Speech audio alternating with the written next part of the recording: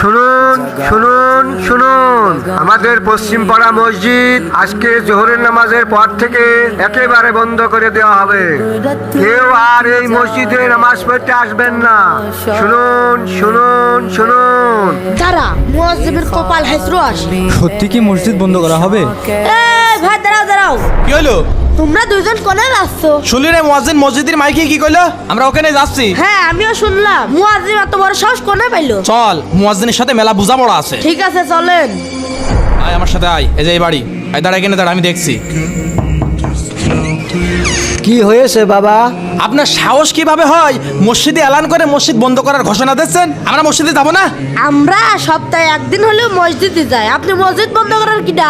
থামো, আমি বলছি। এই তুই কি বলবি রে? মসজিদ দিনে 5 বার মসজিদে আজান দেয়, কিন্তু আপনারা একবারও তার ডাকে সাড়া দেন না। আজকে যখনই মসজিদ বন্ধ করার কথা বলেছে, আপনারা সবাই তার কাছে চলে এসেছেন।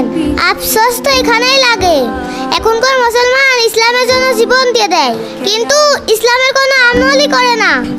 মামনি, তুমি একদম ঠিক বলেছো। তুমি আমাদের চোখ খুলে দিয়েছো, আমরা আমাদের ভুল বুঝতে পেরেছি। আমরা আজ থেকে 5 ওয়াক্ত নামাজ মসজিদে গিয়ে আদায় করব। দাদু, আমাদেরকে আপনি মাফ করে দিয়েন। আসসালামু আলাইকুম। ওয়ালাইকুম আসসালাম।